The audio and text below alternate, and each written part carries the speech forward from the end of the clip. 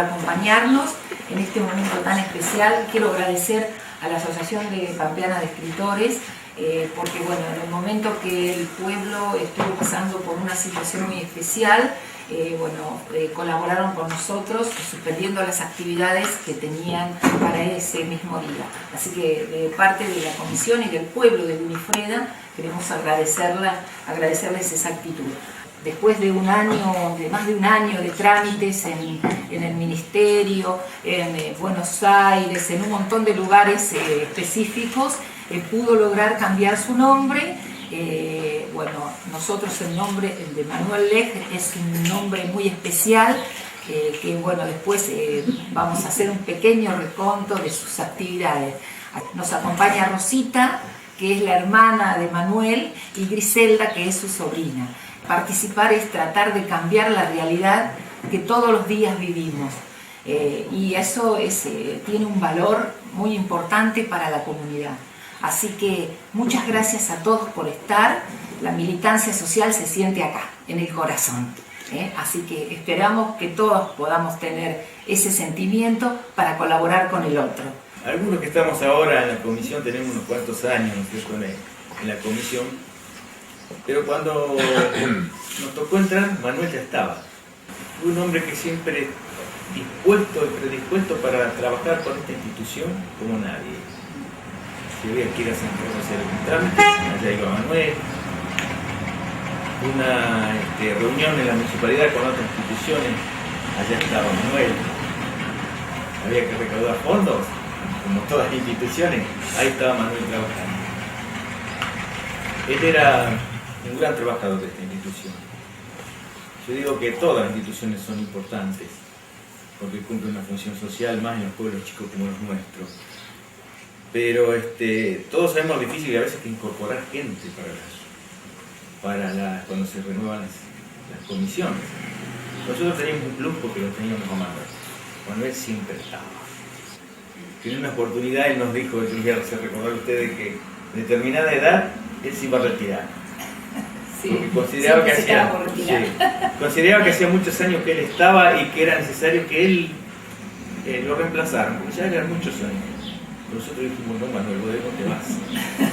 Vos te quedás porque vos sos necesario acá.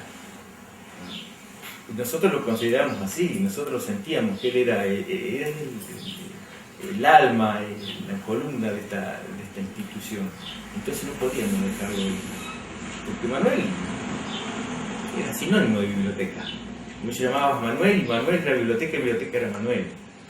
Porque él le dio a esta institución, trabajando todos los días, le dio cuerpo y alma, trabajó por esta institución que él quería y amó como nadie a esta institución. Por todo eso y por mucho más, nosotros hoy consideramos que es un acto de justicia que lleve el nombre.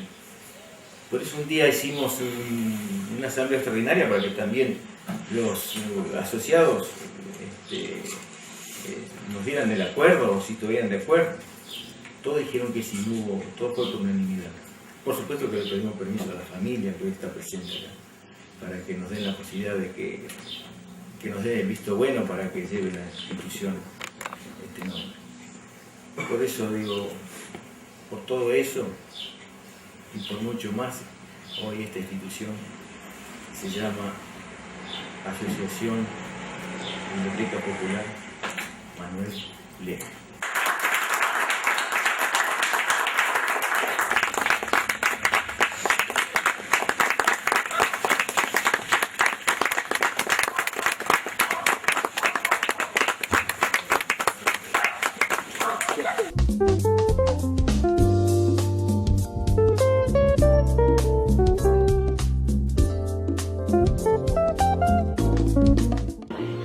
Bienvenidos, y los invito también para la revista del museo del 105 aniversario de nuestra localidad, que va a ser en abril. Bienvenidos y que tengan una grata jornada.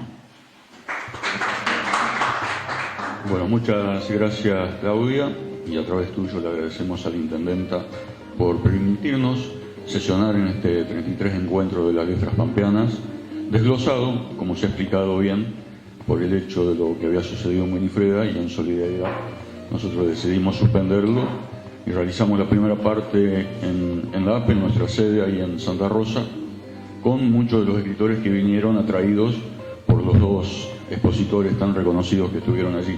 Pero bueno, hoy era también para nosotros realmente importante estar en este lugar, acompañar, como decíamos, la inauguración de la biblioteca y por sobre todo poder concretar este encuentro con la temática que nos convoca, ¿no? Y como lo decía un poco ahí en la biblioteca, es realmente cuando pensamos nosotros este encuentro y empezamos a notar los hombres y las mujeres que forman parte de las letras pampeanas, quedamos realmente sorprendidos el valor simbólico que tiene este lugar con la calidad de las plumas que han surgido, ¿no? Muchos ya no están allá, no están acá, pero bueno, representan de alguna manera su pago. Y decíamos, ¿no? Está el Vasco, está Alejandra, está la generación de Omar Lobo, Daniel Pellegrino, y viene la otra generación con Fernando, ¿no? Más todos los otros que fuimos descubriendo cuando vinimos y vimos la pequeña biblioteca que tenés ahí en la dirección, en la Secretaría de Cultura, y veíamos la producción cultural que tiene Winifreda. Y es realmente interesante, importante saber del valor simbólico que tienen justamente los hombres y las mujeres que cuentan la idiosincrasia de su pueblo. Porque de alguna manera también lo que se va construyendo ahí es una biblioteca que representa el lugar y lo hace de alguna manera estar presente en el contexto regional, en el contexto provincial. Recién cuando veníamos para Winifreda con Nati veníamos hablando justamente de todas estas cuestiones, ¿no? Y qué interesante es cuando uno desde la teoría, desde el análisis, desde la gestión también, se plantea y empieza a ver los actores y las actoras que construyen ese relato, ¿no? Porque la identidad es un relato que se construye y el territorio se hace relato. Y pensábamos también qué importante a veces es poder tener una visión del lugar, del espacio, pero también del tiempo y encontrarse, ¿no?, con los fundantes, con la tradición fundante que está conviviendo con los emergentes. Es decir, de repente cruzar el Vasco con Fernando. Muy pocas veces se da ese entrecruzamiento de aquellos que han hecho una larga trayectoria allá en las letras y aquellos que recién están emergiendo. Y eso también creo que rompe esta lógica de solamente aprender por los libros, sino también poder compartir, poder dialogar, poder de alguna manera pasarle a los más jóvenes toda esa mirada y también toda esa historia que carga sobre las espaldas de cada uno, ¿no? Y creo que eso un poco también se reproduce en otros lugares de la provincia. Bueno, por eso fue elegido Winifreda para hacer este encuentro para nosotros. Yo traigo un textito cortito para darle tesitura a lo que se va a desarrollar ahora, que va a ser estas lecturas y también homenajes, porque aunque no le dijimos al Vasco, no le dijimos a Alejandra, no le dijimos a Emilia, esa mesa tanto que hablábamos de cierre, que no era solamente de lectura, sino de reconocerlos, lo importante que son para la APE, pero también lo importante que son para la cultura pampeana.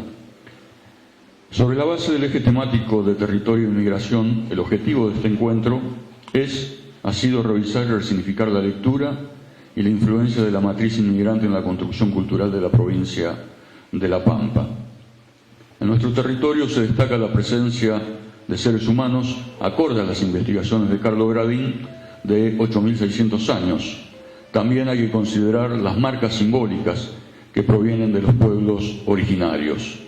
La primera gran fase de poblamiento que registra la historia, en base a la documentación escrita sobre el periodo indígena, se retrotrae a 1800 o quizás un poco antes. Esto según Norma Medus. En esta instancia debemos añadir a las producciones criollas, así como el aporte inmigrante en lo histórico, así como también han tenido una participación fundante en nuestra literatura.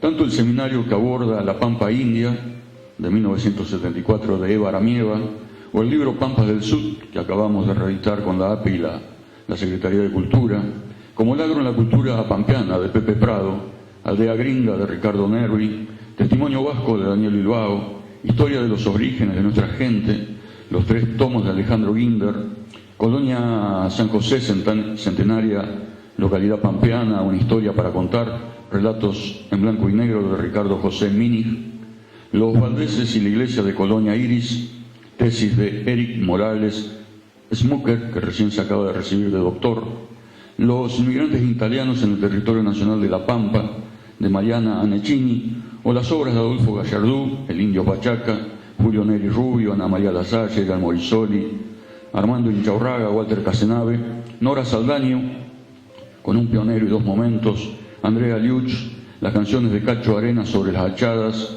y los migrantes santiagueños, también el curso taller que brindara Daniel Pellegrino en la ULPAN, que tuvo como temática central la inmigración en la poesía pampeana, son parte de esa biblioteca migrante. Por ello, era importante nombrar o citar algunas obras y autoras, autores que son fundamentales en la materia. Y miren qué interesante es cuando se plantea la discusión o el debate, como decía ayer Nati en APE, ¿no? Porque uno ya tenía esta mirada y hace unos días Omar Lobo agregó, ¿no?, otra postura, otra lectura de la literatura pampeana cuando decía, sí, está la pampa criolla, está la pampa india, está la pampa inmigrante, pero nadie ha escrito o ha investigado a fondo la pampa del Caldén, la pampa de las hachadas, la cultura del monte, le dijo él, ¿no? Qué interesante poder estar replanteándonos constantemente la construcción de la cultura y, por supuesto, cómo funciona el campo intelectual.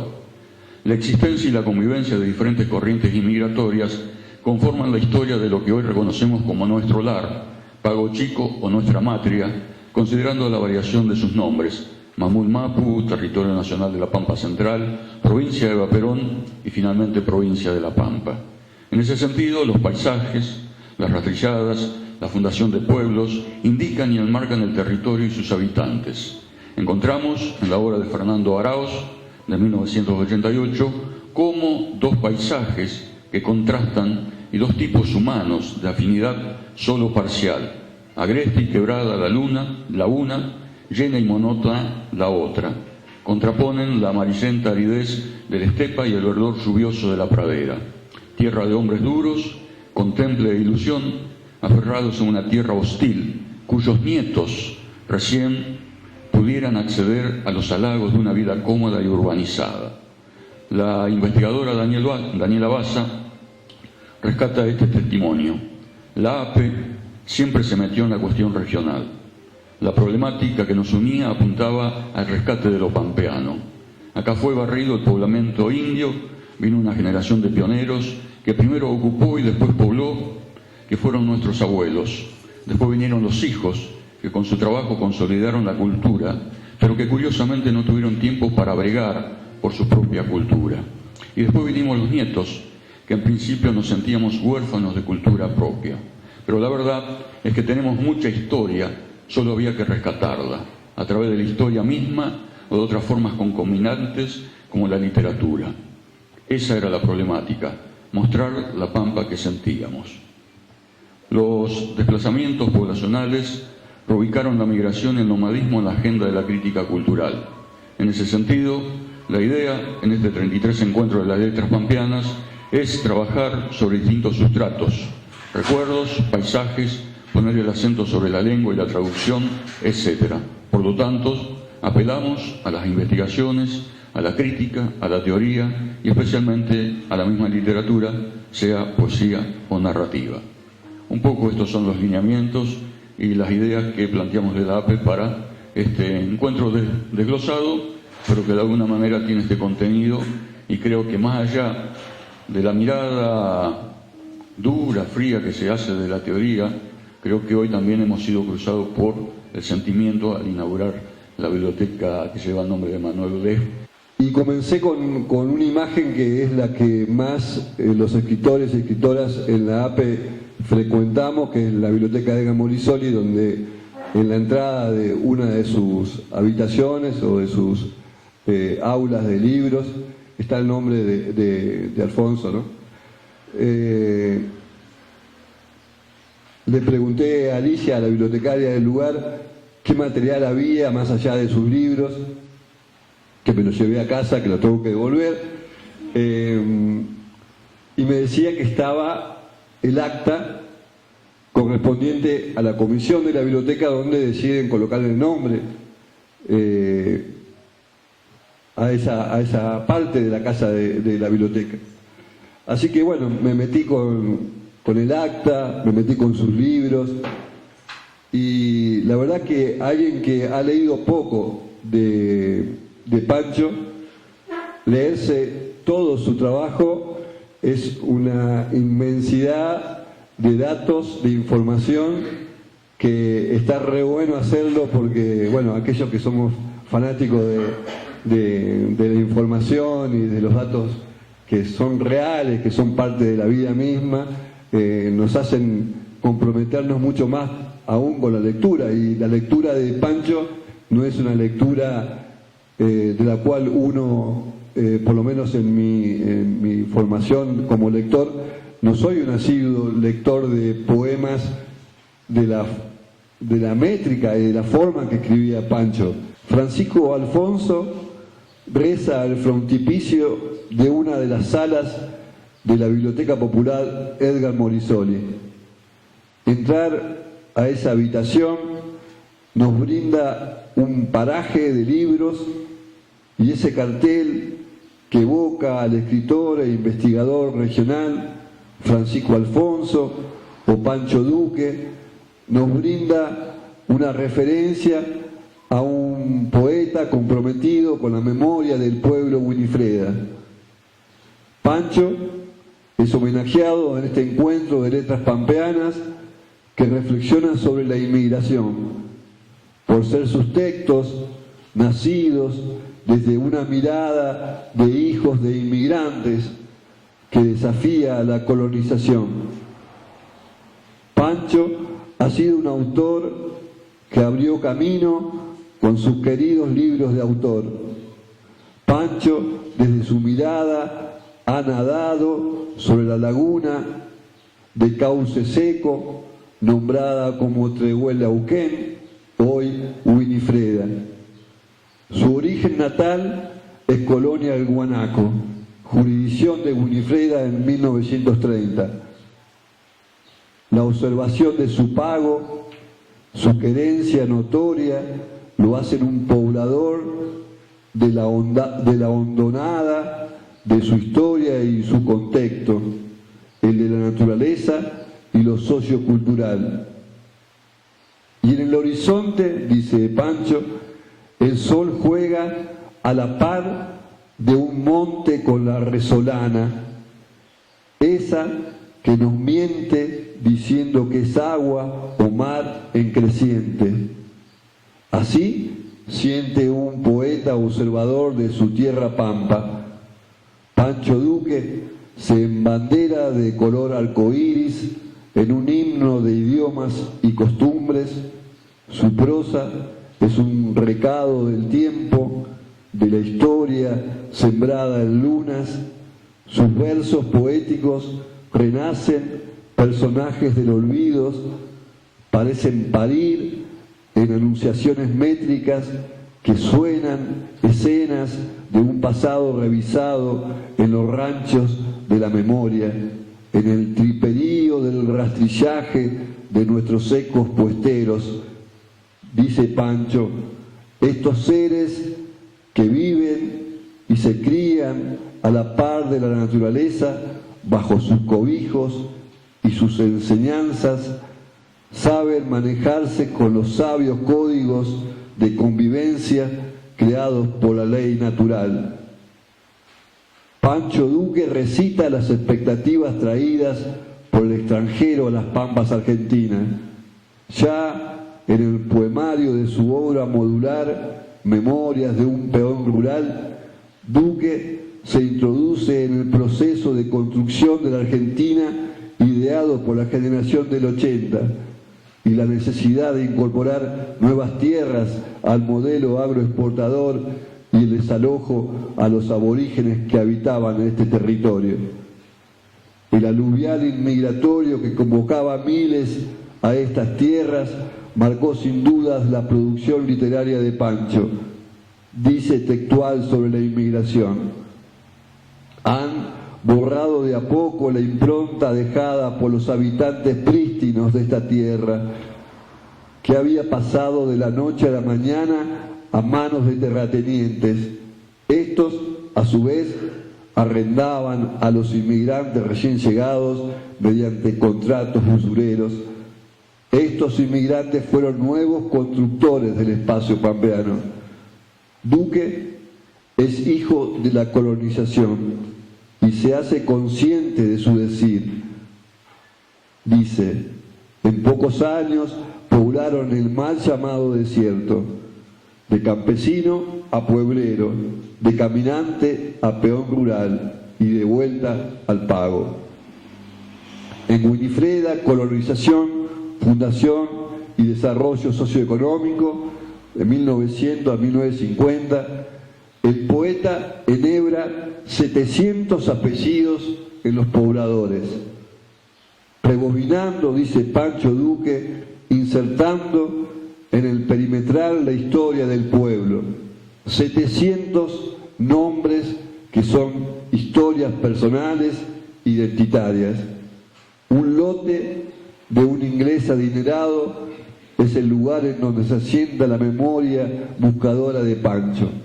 El monte del Quemado, con su historia escondida, las tierras donde Pincén reinaba en el escenario, en donde el autor advierte que quienes olvidan su pasado no pueden pretender un provisorio futuro. Mi tierra Pampa, ecos de Malones, la chacra de Don Vicente, las memorias de un peón rural, sus 3 tomos, todo parece una gran rastrillada a la memoria de un habitante que abre un surco en la historia de un pueblo que recorrió en su vida, en su memoria, en su sangre, como Pancho por su pago. Muchas gracias.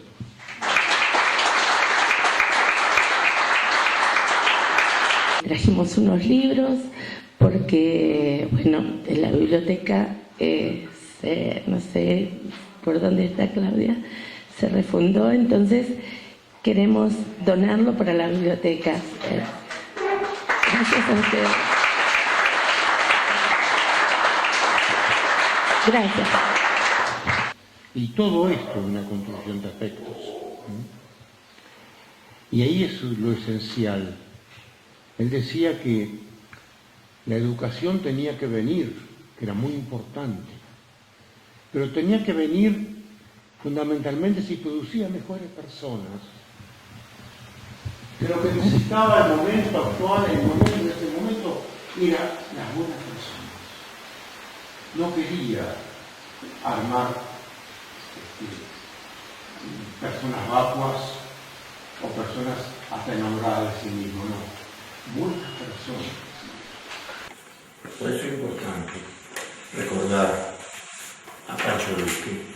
Yo en el año 2009 le confiero desde un librito que se llama Esta tierra atardecida, que fue el tercero o el cuarto libro, no me acuerdo. El poema se llama El tiempo pasa, ¿vio?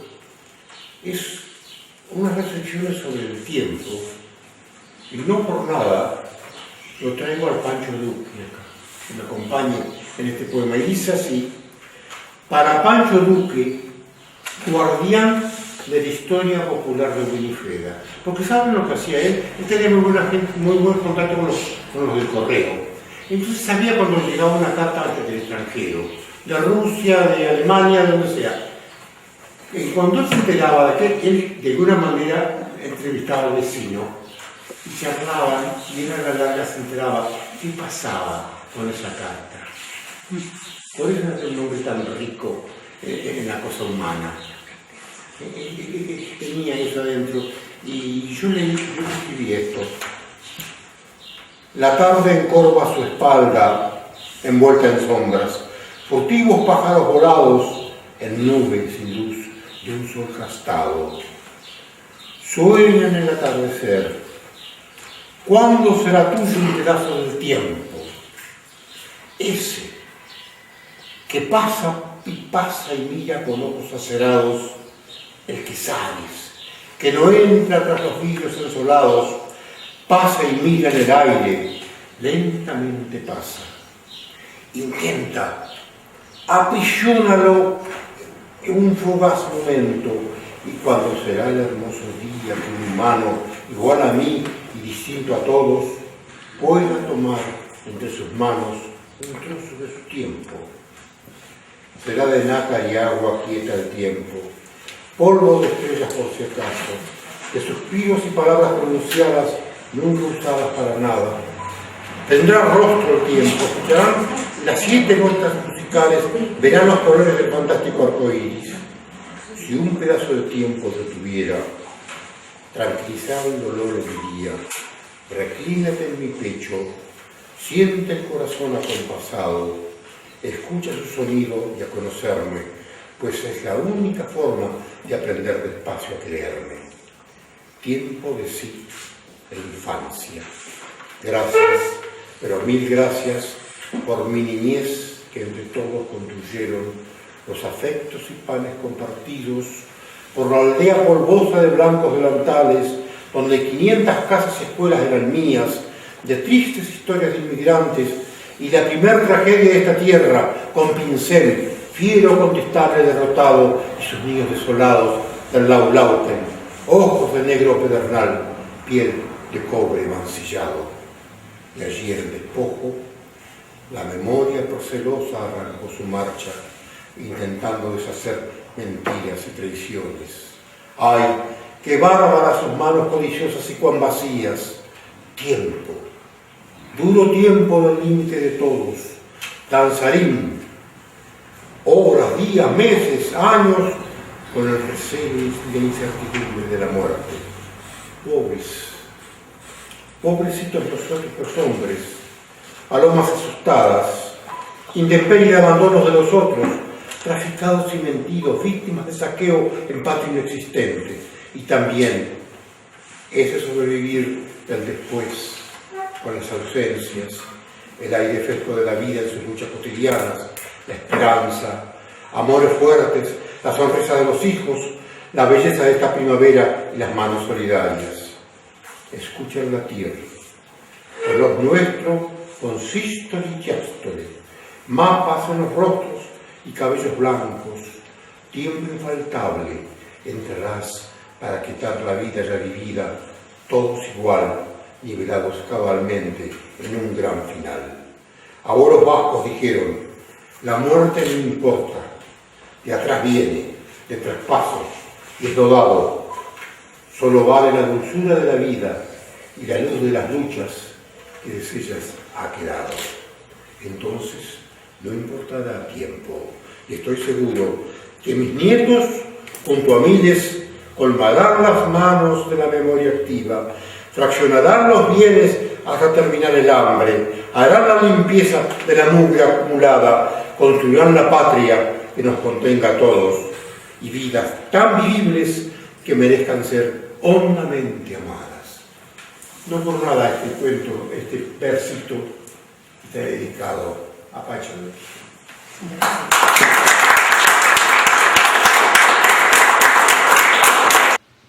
La espiga de oro.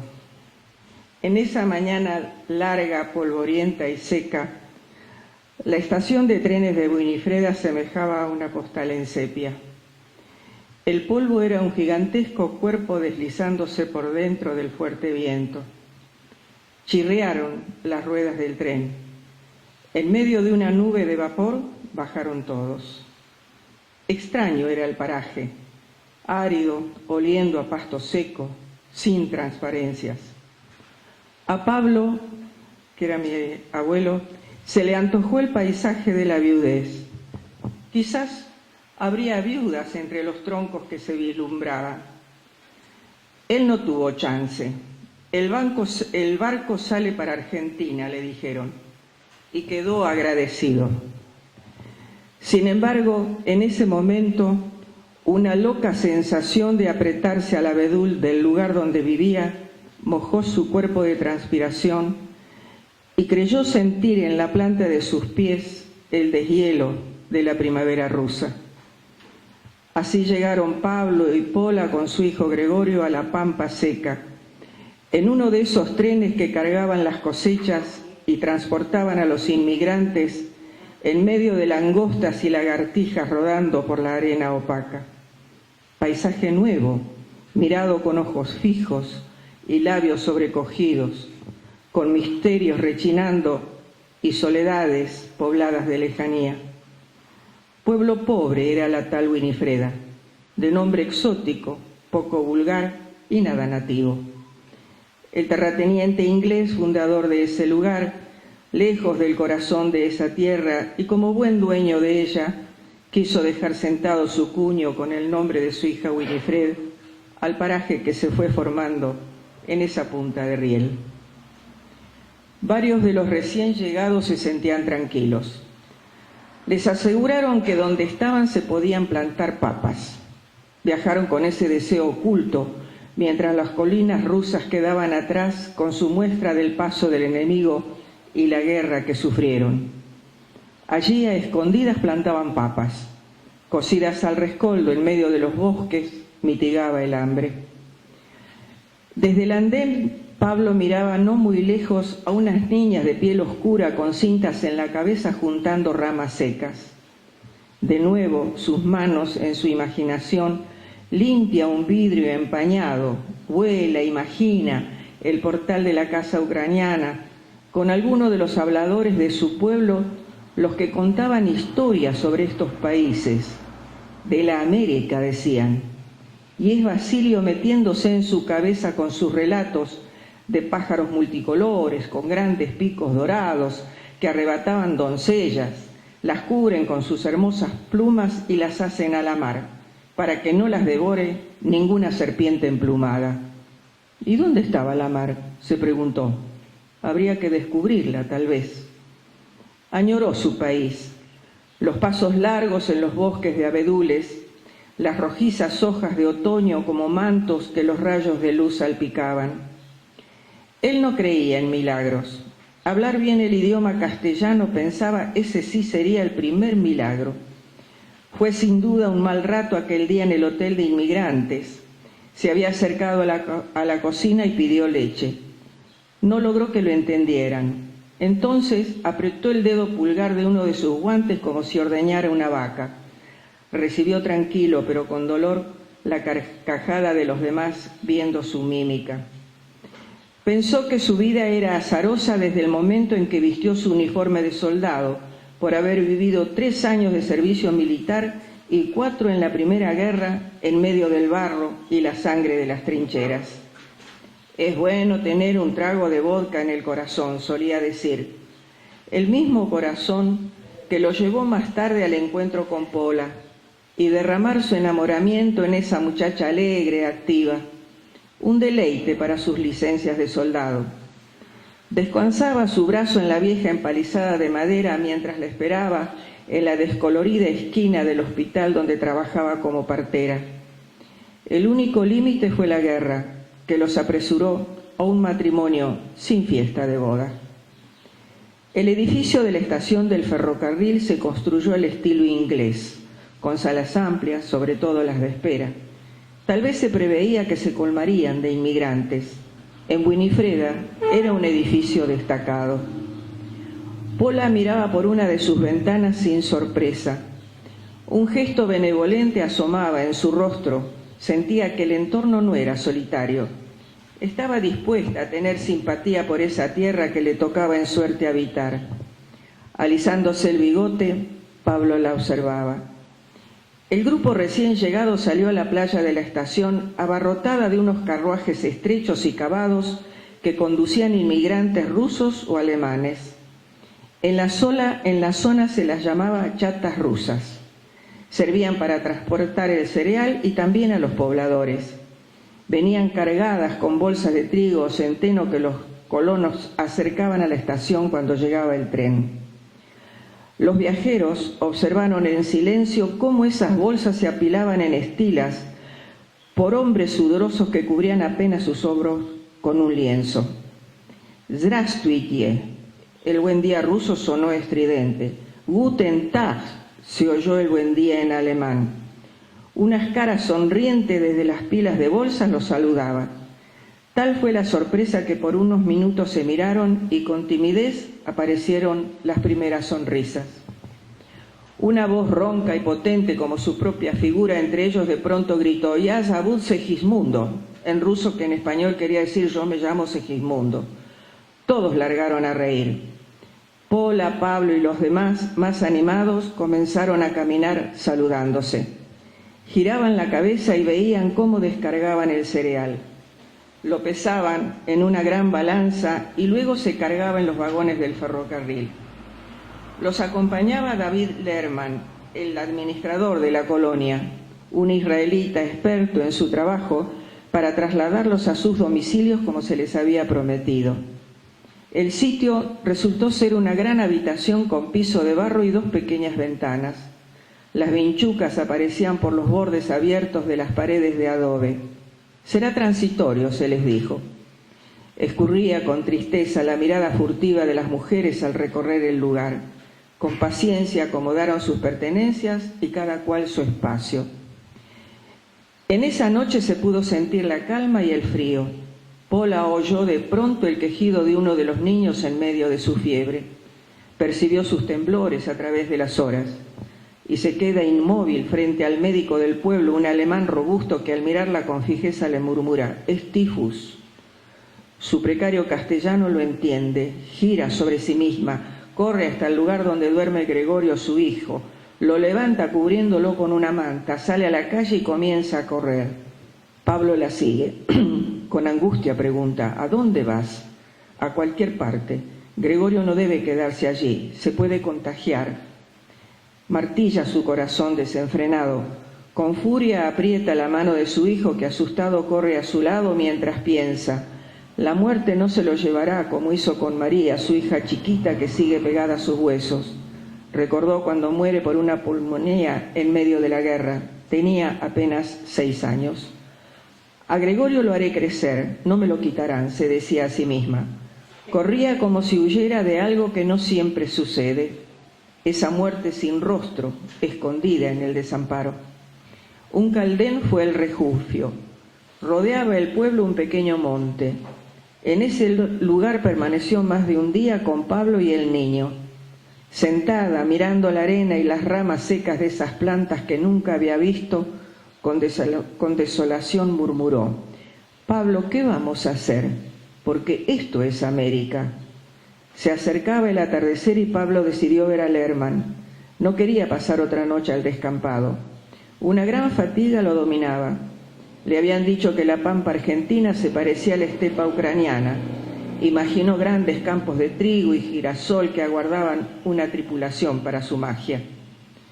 El administrador finalmente los ubicó en una quinta cercana al pueblo, prometiéndoles para más adelante una parcela que podrían trabajar.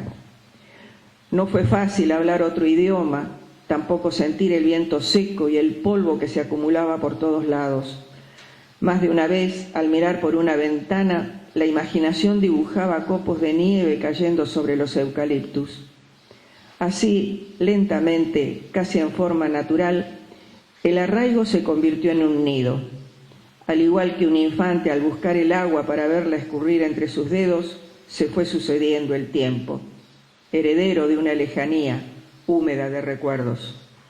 Un imaginario personaje, quizá, regresó siempre con alguna promesa, hizo el nudo en la tierra, amarró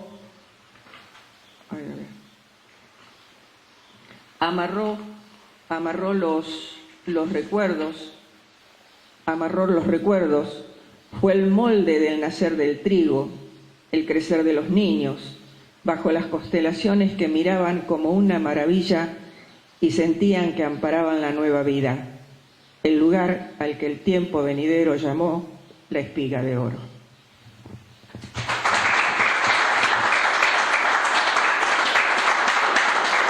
¿Quiénes son los que llegaron? Bueno, la respuesta la fueron dando ellos a través de su labor escritural y de su memoria vivida, ¿no? Y entonces decía que en esas charlas con el vasco sobre qué había pasado con aquel anarquista cobijado en el pueblo, que era Fernández, y que aparece en ese trabajo maravilloso que hace Echenique sobre los anarquistas de La Pampa, se dice que este Fernández había tenido que escapar de Alpachiri, pero bueno, Echenique no llega a decir a dónde se había escapado ese Fernández. Y ese Fernández llegó al pueblo, a este pueblo, a Winifreda, que como bien decía aquí Maño, era el pueblo del dueño de la tierra, Drisdale. Entonces, claro, un anarquista, ¿cómo va a llegar a este pueblo y va a sostener esa identidad como anarquista? Vaya a saber por qué llegó al pueblo. Quizás ya sabía que don Vasco Inchorraga tenía cierta simpatía por el anarquismo y ya estaba responsable de la Casa Samarvide, que yo no sé si mi memoria o del relato está en lo cierto, pero quizás esa Casa Samarvide pudo haber estado ubicada donde hoy está Gómez, que fue Gómez Rocco en su momento. Y allí había un sótano y allí lo cobijó don Vasco Inchorraga y estuvo durante un año Fernández escondido viviendo en ese sótano. Luego salió y comenzó una vida distinta y se hizo trabajador del comercio y con el tiempo funda la Casa Fernández. Esa Casa Fernández tiene su historia, la escribió su hija Adriana, que es maestra, y que me facilitó ese material. Pero claro, allí solo se menciona al pasar el modo de ver el mundo de este Fernández. Entonces dice que este Fernández venía con ciertas ideas socialistas, ¿no? Bueno, en base a eso, escribo en un momento un microrrelato, y para ese microrrelato yo también me fui a entrevistar con el cartero del pueblo, que no es el actual, nosotros le decimos el cartero a Lona Cases. Para nosotros el cartero sigue siendo Lona Cases, aunque haya otro cartero en funciones. Y claro, el Lona también es conocido por su fuerte carácter, por su manifiesto sentimiento socialista, y le consulté al Lona sobre, yo había entendido mal, creía que el padre había sido anarquista, y dice, no, dice, mi abuelo catalán era anarquista. Entonces le expliqué sobre el trabajo que intentaba hacer. Y bueno, como todo movimiento y como en todas ideas hay intrínculis, y entonces el Lona consideraba que ni el Vasco ni Fernández eran anarquistas porque habían tenido negocios. Bueno, en base a eso escribo este microrrelato que terminó siendo parte de una agenda que sacó 7 sellos, y el microrrelato lo titulé, como teníamos que escribir en 70 palabras nada más, utilicé parte del título para contar la historia, y el título dice: Requiem a los anarquistas de mi pueblo y justicia contra la burguesía terrateniente de los Drisdale. En Winifreda, mi pueblo, vivieron anarquistas. Entre ellos estaban Fortunato Fernández, venido de Alpachiri. Fue cobijado por el responsable de la Casa Samarvide. Posiblemente ese abrazo se lo dio otro anarquista, don Vasco Inchorraga.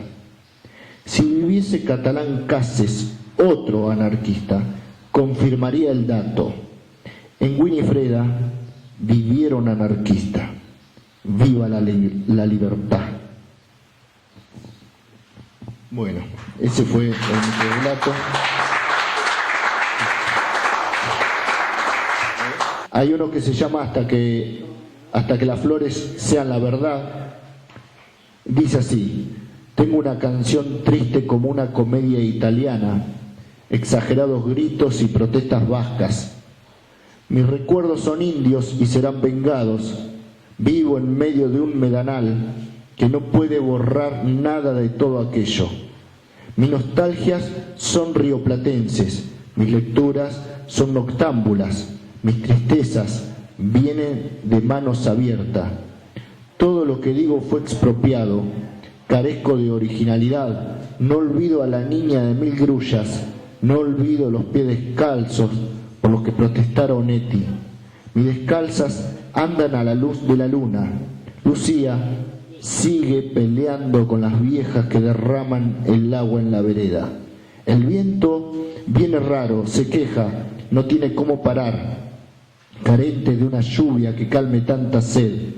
Vamos a tomar el vino que nos dejara Tejada, vamos a nombrar a los bolseros del pueblito del sur, vamos a cantar como cantan los grillos, para no perderse, para no dormirse, para aguantar la noche, hasta que Ana Clara vuelva a escribir, las paredes y las flores sean la verdad.